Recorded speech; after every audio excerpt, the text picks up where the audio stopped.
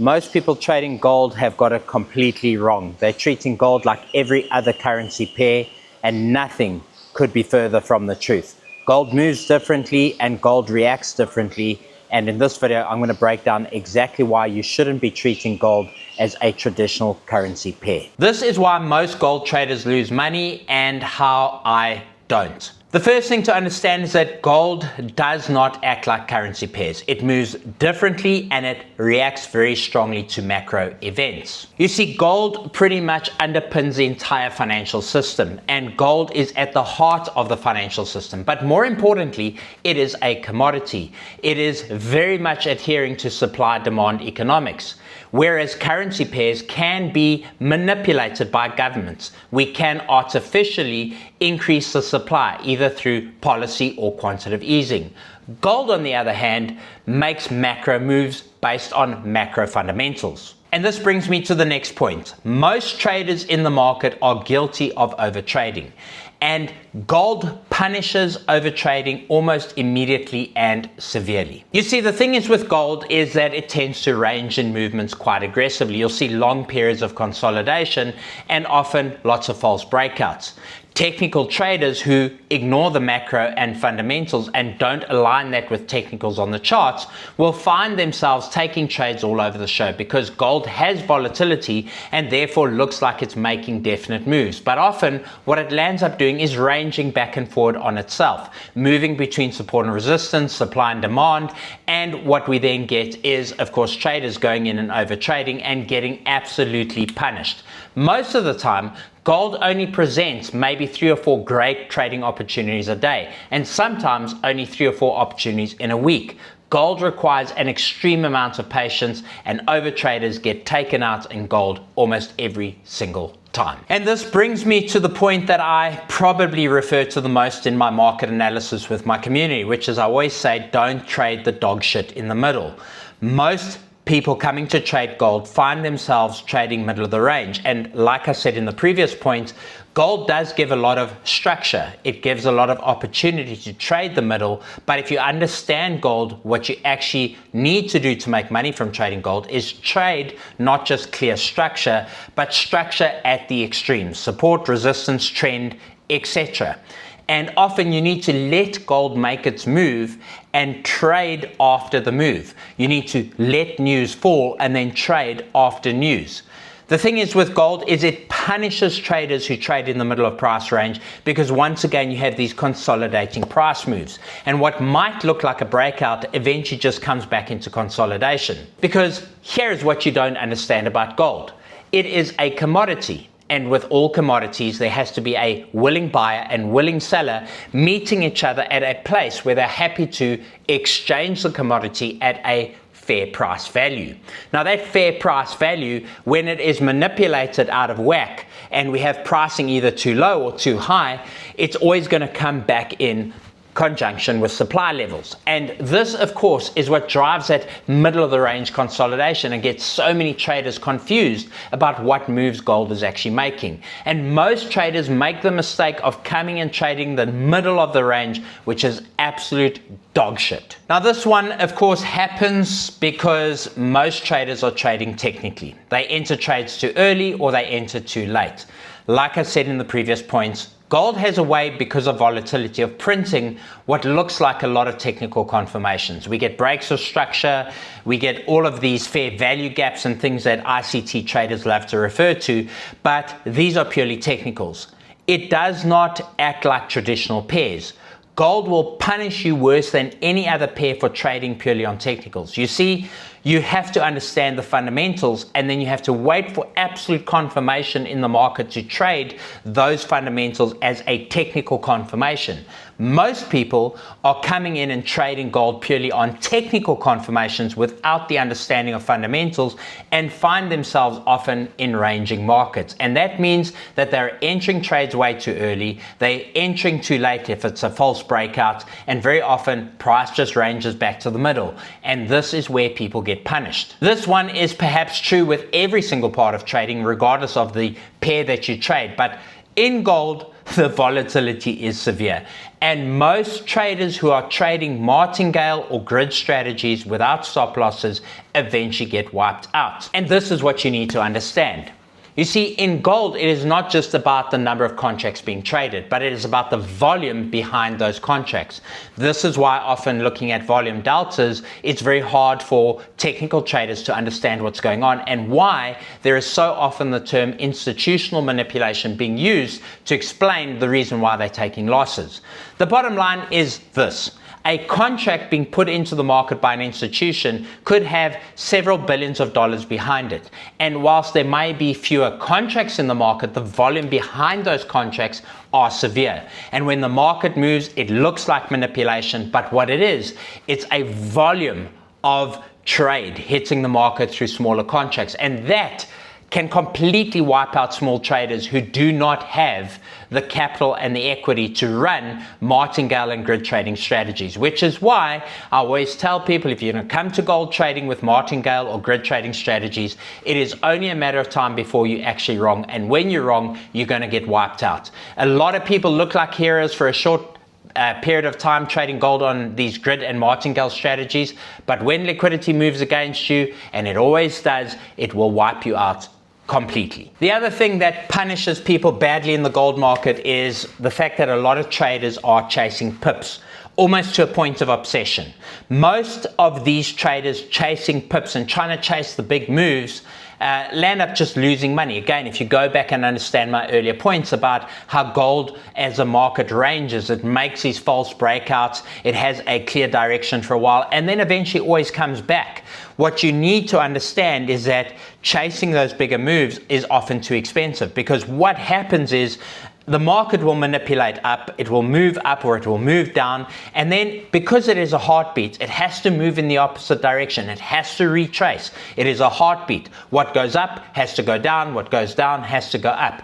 And the market desperately needs the liquidity from both the top side and the bottom side to make the moves. And this is where the traders who come to gold trying to chase the big moves get punished, because they land up finding winning trades turning into losing trades because they hold onto their trades too long, looking for the big wins. And this is where I have perfected my system to extract consistent small moves that stack up to be big profits over the long term. This is about finding your piece of the action and extracting it consistently on a daily basis. And this is the one that gets every single trader upside down, because most traders are executing in time frames without any understanding of what's going on in other time frames, because they are purely technical trading. Time frames in gold are really important. You see, when it comes to time frames in gold, when you understand market structure, you can have bullish structure within a bearish market, you can have bearish structure within a bullish market, and you can have bullish structure within a bullish market. The thing is to understand that you can have micro moves within a macro move, and ignoring the higher time frame context of gold is perhaps one of the greatest reasons why people lose money trading gold over the long term. In gold, the trend is your friend, and the higher time frame helps you eliminate noise. Most traders are simply ignoring the macro and therefore ignoring the higher time frame trend. The higher time frame trend, until broken, is always going to remain an absolute. You will get moments of moves against that higher time frame, you'll get moments of consolidation against that time frame, but ultimately, until those higher time frames have moved or shifted structure, they are going to be the dominant force in the market. And that is, of course, because it is directly aligned to the macroeconomic picture that is going on. It is directly aligned to the risk sentiment of the world's financial systems. So my edge in the market is undoubtedly patience.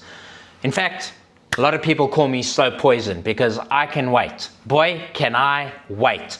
I have developed patience almost to a fault, where I can wait and wait and wait and wait, and even if I get it wrong waiting too long, I'll wait and wait and wait until the right trade shows up. You see, patience in trading gold is one of the greatest skill sets you can have. It is my edge in trading gold. It is not an indicator. It is not just my understanding of economics. It is this one simple concept. I look at the fundamentals, and then I wait for those fundamentals to show up in alignment on the charts in terms of price movement. I do not trade price action, I trade fundamentals. I have a fundamental bias and I wait for that to show up in terms of price action as a confirmation. And if it doesn't show up and I was wrong, I simply wait. I have the patience to wait to be right. And this is perhaps the most underrated aspect of trading gold. I trade less, but I trade with intent. You see, I'm entirely focused on extracting $5 of movement from the market every single day. Now, this doesn't happen every day, but more often than not, it does.